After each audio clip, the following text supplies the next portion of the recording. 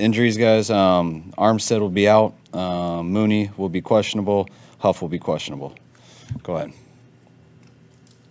How much work did McCaffrey get out there today, and what does he look like he could play? He didn't get any. He came out like halfway through practice, so he just got loose. Watched it all, and then our coaches stayed with him after just to get a small workout in and teach him a few things. How did they then? I don't know. I haven't even talked to him. So I know it's not a physical thing. He's got practice in this week, so we'll get to meet with him whenever you guys let me out of here, and we'll kind of figure it out then. Can you say what the factors are that go into the decision of whether or not you can play on Sunday? Just talking to him, like where we'd be in the offense and stuff. I got to talk to the other coaches. I mean, this happened last night. It's not like everyone knew it was happening, so the factors in the special teams, who we can get up, who's down. There's no way he could be ready to. Anyone can get up and have a limited package, but what happens with an injury and stuff when someone has to go in and do everything, and those are the things we got to really think through.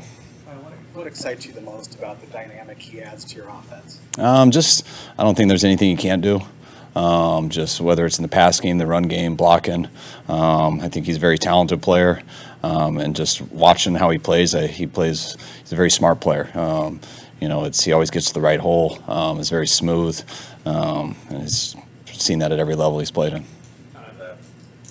Kind of similar to that question, but John Lynch referred to him as like the perfect player for your system. What makes him the perfect player for your system? I think he's a real good player in every system. That's John.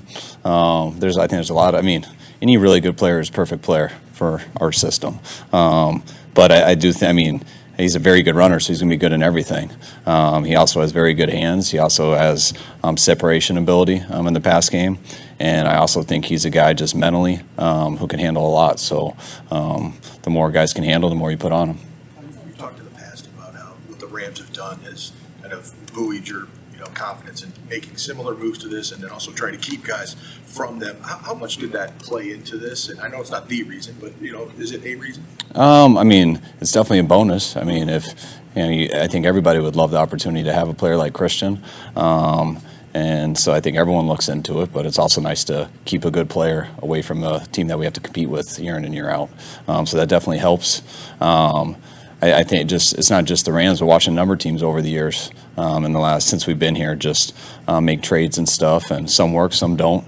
But it just wasn't like how I think it was for all of us 10 years ago to go even 15 years ago when that stuff was unheard of. You didn't even discuss it. And it's always a risk in everything you do, and sometimes it's a risk not doing it. But anytime you have examples, like I think we've had a bunch of them, the Rams have given them to us almost every year, the examples, but I watch other teams who have done it too, and you get to make. It's nice to watch people do it and see what's good from it, what's bad from it, and so I like that. It's not how it used to be, and that was always out of the discussion. John said that his first conversation with Scott Fitterer about Christian was in West Virginia. Do you remember your first conversation with John when it became kind of put on your radar like this is a possibility? We've mentioned it to each other since probably any of you guys heard about it. Anytime you get close to the trade deadline, I think just media-wise and stuff, there's always 5 names or whatever that come up. So when always that happens, and every friend calls me right away or texts me, or my wife says right away, hey, this guy's available, you got to go get him. You never take it that seriously because it rarely happens. But you hear it all and you kind of just soak it in, and then sometimes it gets realer as it gets closer. And I say it was here in just the last, and we talked about it just 3 weeks ago, but I'd say in the last couple of days we started realizing, trying to see a vision where we thought it made sense and thought it was the right thing to do. And so we got a little bit more aggressive as a win, and then John was able to finish it off. Talk to Bobby Turner about Christian, just to get his opinion of him. I randomly ask guys. They don't really know why I'm asking. It's kind of casual. It's not like an awkward go close the door and ask him. That'd be obvious, but it's, well, you still like him? Because I know he did in college. What'd you think of him when we played him a couple weeks ago? Just things like that. How do you compare him to people? And then today a lot of them came up to me and understood why I was asking them things. Someone during the season can be tricky, but you did it 3 years ago with Mosley, and you thought that he had helped you get where you wanted to go. Is this similar to that? Sanders, yeah. It's all right. Hey, I do that all the time.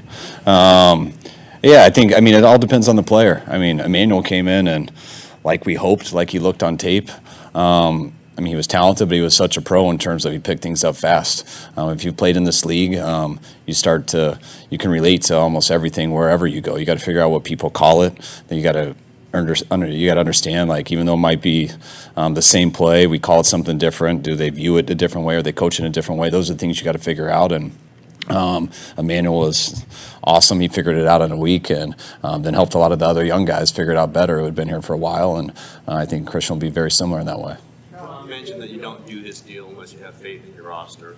I'm assuming that's to win the Super Bowl. Was there, even before Christian's name came up, or even while were you guys thinking maybe you're one piece away from being a Super Bowl favorite? No, I don't look at it all that way. I think we got enough players in our building and enough talent that we got a chance. Like I think a number of teams in this league do. I think when you have a chance and things come up, you'd always love to help that chance go up. And when you got a player like Christian, who I believe is a very good player, I think it gives us a much better chance to add him to a group of good players. It helps you overcome maybe some bad things that could happen as you go along that stretch. But I never really look at it as one player away. I think we're a team that has a chance to be real good, but we're not there yet. I think not just our record showing that, but we got to play a lot better ball. And bringing Christian here is definitely not the only thing we're missing. We got to play to our complete ability, which we're not there yet in all three phases. I think when we made this trade, similarly, last time we were 6-0. I felt better about where we were at. We still had to get better, but I still think we have that type of team that's got the talent and stuff like that. But we got to improve as we go, and if we do that, and on top of it, you add a better player, it makes things, gives you a much better chance. But I don't think this is something we would look into if we just thought it was just this year. I think Christian, with his contract and stuff, is going to be around here for a little bit, and it's not just a one-year rental. Your dad coached Christian's dad. Now you're coaching Christian. What's the emotional viewpoint for you of this trade? Not much. I love his parents. I know Ed and Lisa very well. Knew him well growing up. Didn't know Christian very well. He was so much younger than me. I knew him and his brothers were a problem for my sister. I used to babysit him a lot. But it's been cool just to hear about him back at home and stuff, talking to people from that area, always hearing about the McCaffrey boys. It was just one after another, winning state championships for the football team. And me never really realizing how good they were going to be, but then watching Christian at Stanford and being like, wow, what everyone said was true, and then watching him in the NFL. And the first thing I told Christian was that this was our plan all along. I think that's why we wanted to build a D-line and build our defense right away, and we knew we'd get him 5.5 years later. So that's why we shouldn't apologize for missing him then. How close were you to taking him back then? Not very close. It was definitely something that it wasn't about him. It was just how we saw the time to build our team, and we were pretty set with our vision of trying to do it defensively at that time. You gave up a lot to get him, and you're going to pay him a lot of money. And he's probably a middle-aged running back who has had some recent injuries. How old is he? He's not 40. 26. All right. He's in his sixth season, so. All right. 5.5. I don't know if he's going to play 11 years, but okay. Do you view this as any sort of a gamble? Yeah, I view everything you do as a gamble. I view making trades as a gamble. I view not making trades as a gamble. All depends if you can tell me what's going to happen in the future. If we would have got a guy as good as Christian with that second-round pick, third-round pick, and fourth-round pick, and fifth-round pick the following year, I'd say, man, what were we doing? But we're never going to know who we would have taken. For every really good pick, there's also not a good one. And what I do like doing is knowing that you're getting the right type of football player who's extremely talented, who is wired the right way. I think, I talk about guys like Bosa, who I feel like have been training for this moment since they were 3 years old, and everything they've done, what they put in their body, how they approach their life, was to get to these moments. And I see Christian similar to that. And everything you do in this business is a gamble, but if you're going to gamble, I want to first of all do it with talent, and I want to do it with character, and football character.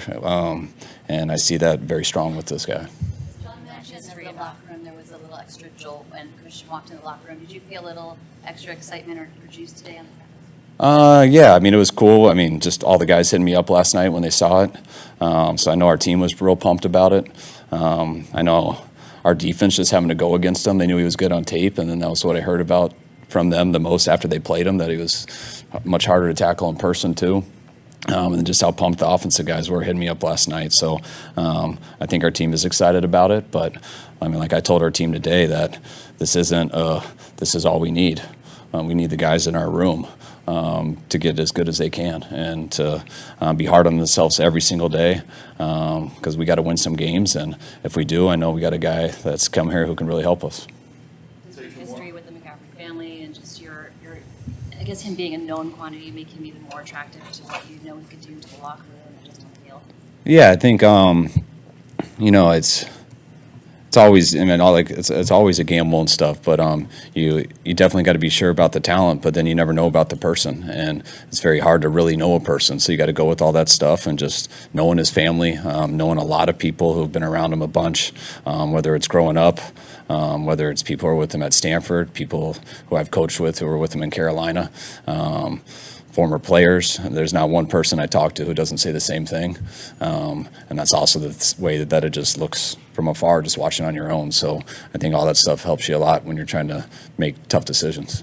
Christian adding an element to the offense in terms of his skill set that wasn't there already, or do you just see him adding another good player to a group of good players? I think we got good running backs. I think we got good receivers. And I think we got good blockers. And I think Christian's pretty good at all three of those. So maybe he's got the best combination of them all. I think Debo does that pretty good too. But I think we got a lot of guys who can do a few different things. And it's just when the more guys you can get like that, the more you're not as dependent on injuries, the more that you don't have to force things to certain people. And the more I feel like every single guy, whether it's a receiver, a tight end, a running back, a quarterback, you don't have to sit there and focus on targets, stats. There's a lot of good guys out there. Just play football, do your best, and we'll see how it unfolds, because I don't think there's one guy out there you got to force anything to. I think all of them have a chance to help us win. How much farther does Ufanga have to go to get through concussion protocol? He's got to pass one other step tomorrow. Brett won't be up this week. We had to make a decision next week. He's still the same. He's in a man. The cliche is that the coach is the one saying, get the guy, I don't care what it costs. And the GM, maybe because he runs the draft, is a little more cautious. Was that sort of the way this was? No. I think I'm always really excited to go do things like that. But then as soon as I see it's a possibility, then you're going to hear from me every single thing that's wrong about it.